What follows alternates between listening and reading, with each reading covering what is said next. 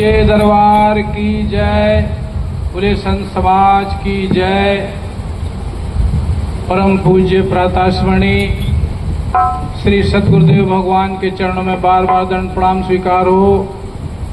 हमारे पास बैठे हुए मंच पर उपस्थित हमारी बहन जी और हमारा महात्मा समाज, उनको सादर अभिनंदन। आत्म कल्याण की जिज्ञासा को लेकर बैठी हुई माताएं, बहनें, भाई, बंधु, बच्चे, सभी को हमारी तरफ से जय सच्चिदानंद। प्रेमी बंधुओं,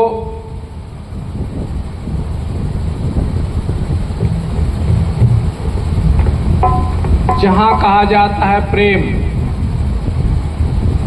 तो प्रेम ना तो खुद कोई पैदा कर सकता है, ना कोई दूसरा पैदा करा सकता है। प्रेम सब कुछ है, तो सब कुछ है तो ईश्वर ही तो है सब कुछ। जिस प्रेम से हर आत्मा में ईश्वरत्व का जागरण हो जाए, उसे प्रेम कहा है। दो से एक हो जाए, अनेक से एक होने का नाम प्रेम है। लेकिन ये बता दिया कि ना करने से होना है, ना कोई दूसरा करा सकता है। ये वास्तव में हकीकत है। प्रेम एक हकीकत है, चाहे प्रेम कह लो चाहे हकीकत कह लो। प्रेमी के प्रति अगर प्रेमी के प्रति प्रेम करने वाले में अगर ये सिफ्त गुण नहीं है, कौन सा? इसके हक में दिल जले जैसे कबाब, इसके हक में दिल जले जैसे कबाब, या कि बर्फ पे से आफताब। अगर सूर्य के समक्ष बर्फ रखी जाए तो बर्फ का क्या हाल होता है? पिघलते पिघलते पिघलते पिघलते कुछ बचेगा नहीं। इसके हक में दिल जले जैसे कबाब। आपने चूना देखा होगा, चूने में पानी छिड़को तो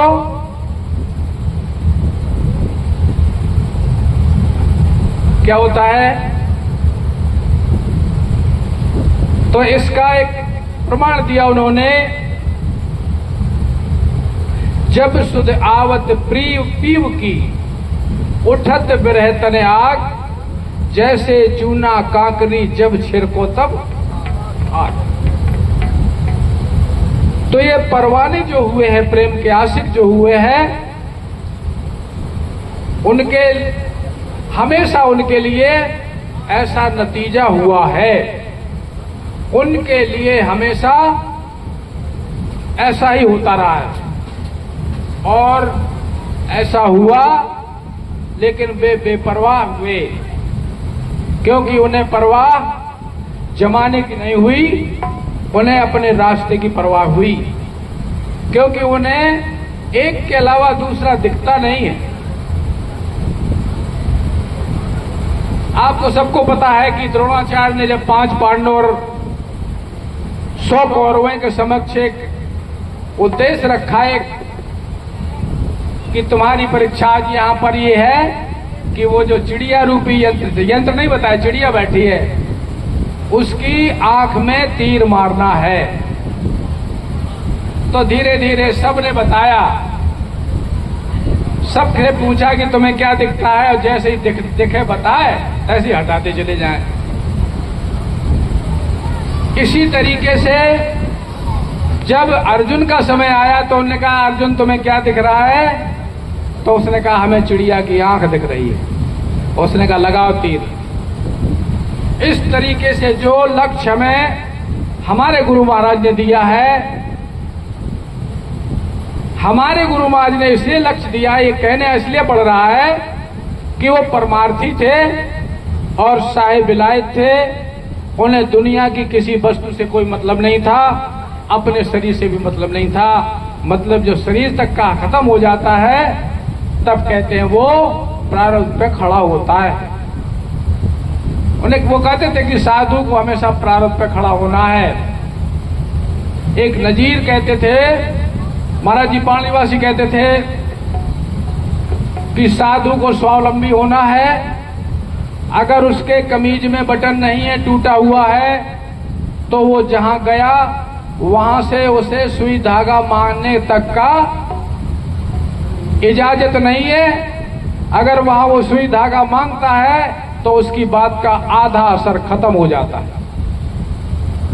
और आज साधु अपने शिष्यों से, अपने समाज से बहुत बड़ी बड़ी अपेक्षाएं करता है। इसलिए ये साधु मत, हाँ, जो भी भोजन प्रसादी के लिए है वो भोजन करे आए, करे आओ, भोजन जल्दी करे आओ। और जो वो लोग करे आए होंगे शायद, तो क्या कहा उन्होंने कि उसकी बात का, चाहे वो खूब ब्रह्म की बात बताए, लेकिन उसकी बात का आधा असर खत्म वहीं पर हो जाएगा। ये मार्ग निष्प्रह है। हमारे महाराज जी कहते थे कि बातन के पकवान से धापत कबहू, बातों के पकवान से कभी उधर नहीं भरता। और जितनी बातें भक्ति मार्ग में बढ़ती जाएगी उतने ही भक्ति मार्ग,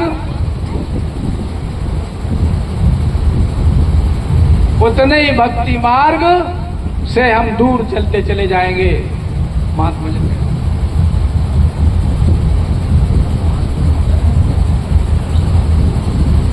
बोलो गुरुदेव भगवान की जय।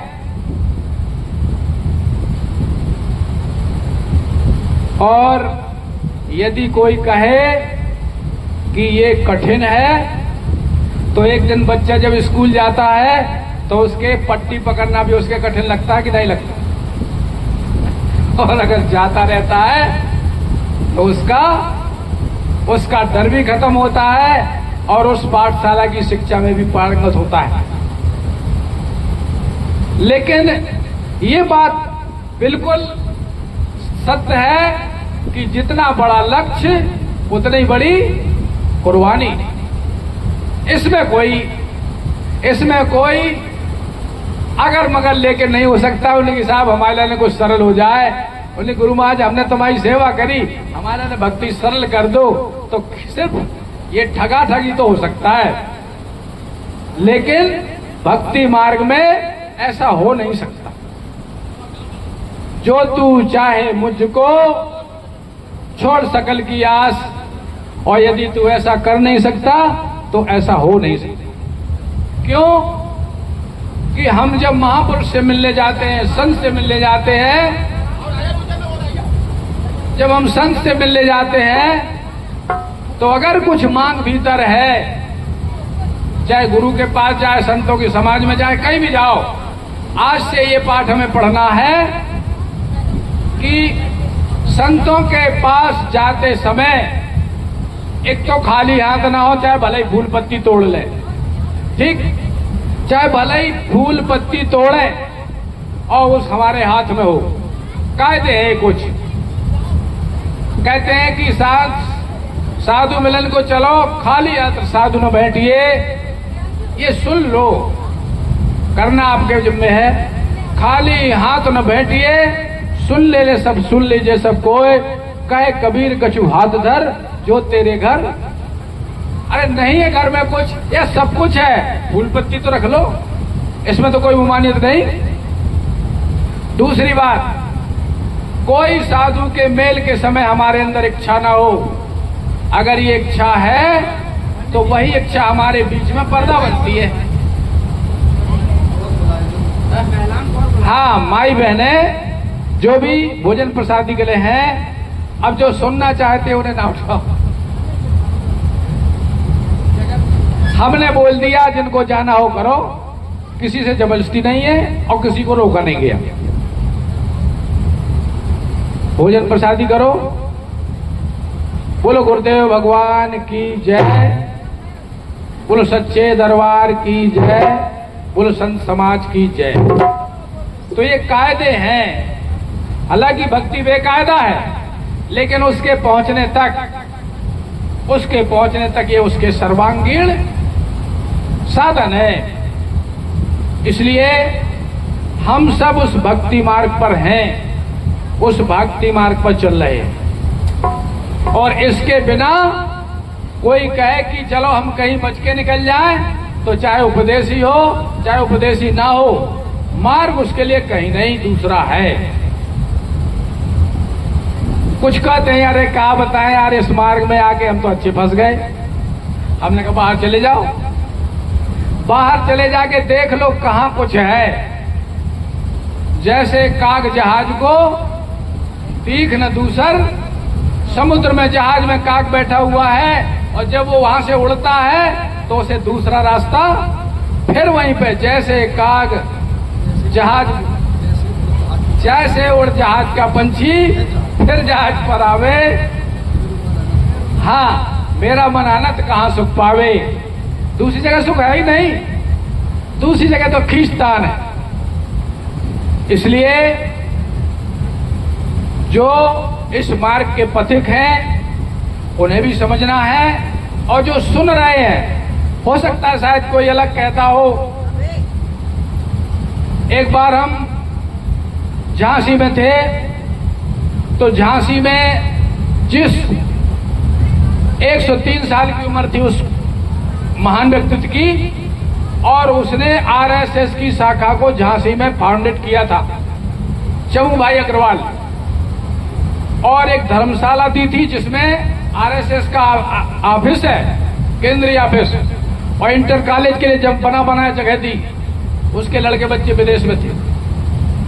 हम एक बार सदर बाजार गए, किताब छपनी थी एक आदेश का अमल, तो हमारे साथ एक मास्टर जी थे। तो उन्होंने कहा गुरुजी रोड पर रुक जाओ, हम 103 साल के दादा से मिले आए। तो हमने भैया 103 साल के दादा हैं, हम मिले। अरे कुछ ना कुछ तो उस महान से मिलेगा जो 103 साल का बैठा है। तो उस दिन टटोल में अपनी दाढ़ी बना रहे थे। उनके कमरे में अटैच बाथरूम और निस्तार घर, और उनका सब पूजा घर उसी कमरे ही में था। जाकर के उन्होंने उनके पैर छुए, बोले को है? तो उन्होंने कहा हमें मास्टर छोटे लाल। अच्छा छोटे लाल, बहुत दिनों में आए, बैठो। छोटे लाल, ये धर्मशाला, ये इंटर कॉलेज की जगह है, और वो हमने आरएसएस के लिए दफ्तर दिया है। हमने ये सब इतना किया। इतना कहने के बाद चुप। तो हमने कहा दादाजी, इस मुट्ठी में कुछ लेके जाओगे यहां से? जो आप कह रहे हो ये सब आपकी मुट्ठी में जाएगा? बोले यूं सब जाए, काहे नहीं जाए, जब हमने किया है, किया कर्म साथ जाता है। मैंने कहा बिल्कुल जाएगा, लेकिन इस शरीर से निकल के आत्मा अगर घोड़े कुत्ते गधे में चली गई तो आराम तो मिलेगा, लेकिन मनुष्य शरीर जो देव दुर्लभ है वो छूट जाएगा। तो वो बुढ़े बोले, हमसे बोले कि मास्टर छोटे लाल तुम्हारे साथ ये कौन आए? तो उन्होंने कहा ये हमारे गुरुजी हैं। तो एक दीवार में वो रामचंद्र जी का पूरा बनाए हुए थे चित्र, और बोले कि देखो इस रघुनायक के, रघुवीर के चरणों का ध्यान करते हुए हम जाएंगे। हमने कहा बाबा ये बताओ इनके चरण तुम्हें कब मिले? ये चले गए त्रेता युग में, ये त्रेता युग में जा चुके हैं, इनके चरण आपको नहीं मिले। ये बात आपकी झूठ है, सत्य नहीं है। अब थोड़ी देर बाद बोलते हैं कि जब बताओ बातें ही करियो कि कछु बतायो? हमने कहा आपकी इच्छा है तो राम पद की निशानी आपको बताई जाएगी। राम पद माने आत्मा का स्थान, पद माने स्थान भी है, पद माने पैर भी। तो उस 103 साल के व्यक्तित्व ने उस 103 साल की उम्र में उस पद की पहचान पाई। तो अब समय कितना बचा पता नहीं, कितना बचा। तो मेरे कहने का मतलब यह है कि सिद्धांत में जो हमारे महान पुरुष हुए, चाहे वो आरएसएस हो, चाहे आपका आर्य समाज हो, चाहे संत मत हो, चाहे कोई भी मत हो संसार का, उस मत के जो फाउंडर हुए हैं, बड़े त्यागी हुए हैं, बड़े दानवीर हुए हैं और बड़े ही सदाचारी हुए हैं। जो हमारे सदाशिव गोलवलकर थे, जिन्होंने आरएसएस, जिसने भी आरएसएस की स्थापना की है, वो महान व्यक्तित्व थे। उन्होंने अपने लिए कुछ नहीं किया। आरएसएस, राष्ट्रीय स्वयंसेवक संघ, राष्ट्रीय स्वयं सेवा पहचानी जाएगी। एक बार बहुत से लोग बूढ़े इकट्ठे हुए वहां पे, बोले और पंडित जी आपकी बात हम अपने संघ के लोगों को सुनवाएंगे। तो हम बैठे वहां पे, बड़े बड़े लोग बैठे थे, डॉक्टर भी थे, मास्टर भी थे। एक बुजुर्ग थे महाराष्ट्र के, जो कि आरएसएस वहां पे संभाले हुए थे। तो हमने एक बात यही की कि आप हमसे बुजुर्ग हैं सब, केवल आप बताओ आप पहले। उन्होंने कहा नहीं तुम्हें बताओ, आप तुम्हारी सुनिए। तो हमने कहा हमें एक बात बता दो कि स्वयं सेवा क्या है, और अगर स्वयं सेवा समझ ली तो हम सेवक हैं, और अगर स्वयं सेवा नहीं समझी तो स्वयं सेवक के नाम पे अपनी सेवा बढ़ती जाएगी और हम सब माला माल हो जाएंगे। और यही आज हो रहा है। वो तो दानी थे, वो तो त्यागी थे, जिन्होंने इसको फाउंडेड किया है। तो स्वयं सेवा क्या है? स्वयं सेवा का मतलब अपने पेट में खा लेना नहीं होता। स्वयं सेवा का मतलब होता है कि स्वयं अपने आत्म स्वरूप को जाने और उसकी पूर्णता अपने में सिद्ध करें। और जब ये स्वयं सेवा जिन्होंने की है, स्वयं सेवा में वही महान पुरुष आए जिन्होंने संसार के लिए अपनी हड्डियां तक दान दी। शिव दधीच हरिचंद नरेशु धय सहे धर्म कोट कलेशु। कौन से कलेश के लिए, कौन से धर्म के लिए कलेश है? जो सब में विराजमान धर्म है। ये धारे दिशा धर्मा, जो सबको समस्त जीव मात्र को धारण किए है, वो है धर्म। धारे दिशा धर्मा, जो सम का धारण पोषण करने वाला अचिंत स्वरूप है, अविद्या से अति परे है, वो क्या है? हम तो विद्या पे खड़े हो गए। अविद्या से अति परे उस अचिंत स्वरूप का चिंतन। अब ये बात हमें ज्ञानी पुरुषों से पूछना पड़ेगी कि जब वो स्वरूप अचिंत स्वरूप है, चिंतन में नहीं आता है, फिर उसका चिंतन क्या है? ये बात हमें तत्ववेत्ता महापुरुषों से जाननी पड़ेगी। अन्यथा उसके बाहरी खोल को तो हम पकड़े रहेंगे, लेकिन उससे आत्मा निकल चली जाएगी।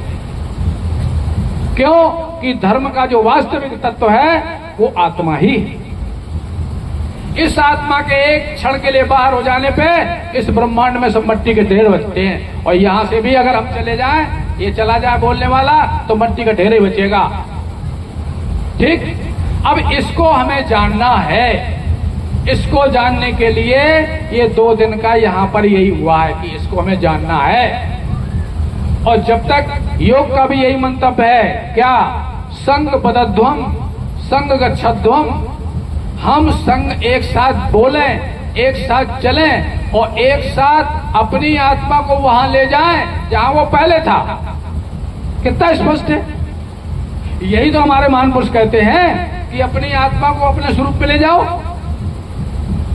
हम सब एक साथ चलें और अपनी आत्मा को समता में ले जाएं। ममता है तब तक समता नहीं है।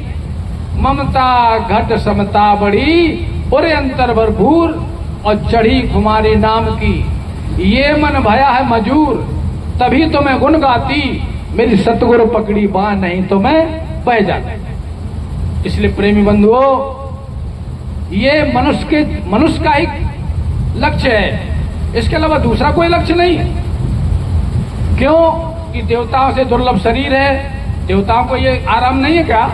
ये कूलर देवताओं के पास नहीं है क्या? सब कुछ है, लेकिन देवताओं के पास एक चीज नहीं है, एक मौका नहीं है जिससे वो अपनी आत्मा को आत्मा के स्वरूप तक ले जाएं। वो जब तक उन्हें, अगर कहते हैं शंकर जी की आत्मा को भी अपने उद्देश्य तक जाना पड़े तो उसे भी मनुष्य शरीर धारण करना पड़ेगा। और ऐसा बिल्कुल होता है। जो अतृप्त आत्माएं होती हैं, जो अपने लक्ष्य तक नहीं जा पाती हैं, वो फिर से इस संसार में जन्म लेती हैं। इस संसार में वो भी आत्मा जन्म लेती है जो पूर्ण मुक्त है, और इस संसार में वो भी आत्मा जन्म लेती है जो अतृप्त है। अतृप्त आत्मा का जन्म वासना के अधीन होता है, और उस महापुरुष, उस मुक्त आत्मा का जन्म होता है, लेकिन वो स्वाधीन होता है। इसलिए हमारे मानस में कहते हैं कि माया कृत्य गुण दोष अनेका, मोह मनोज आदि अविवेका, रहे व्याप्त समस्त जगमाही, और तेहि गिर निकट कबहु नहीं। कौन से पहाड़ पर वो नहीं जाते जिस पहाड़ का आपको लक्ष्य दिया है। गिर सुमेर उत्तर दिश दूरी, उत्तर कहाँ दिशा, आप नक्शे को टांगे, नक्शे का उत्तर आपका ऊपर ही होगा और दक्षिण दिशा नीचे होगी।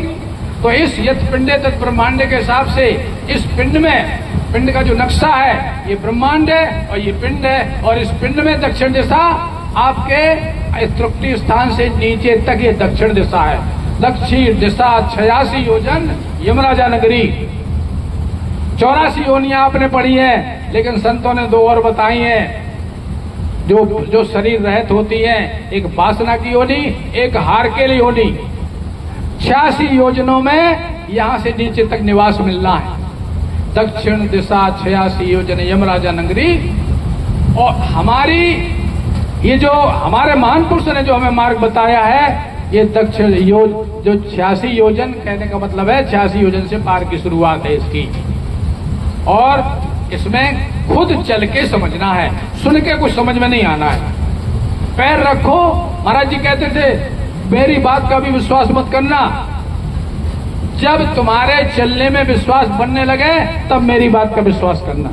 इसलिए ये मार्ग इसलिए कहा प्रत्यक्ष। इस मार्ग के प्रत्यक्ष जो इसमें प्रत्यक्ष है वही मार्ग हम सबको मिला है।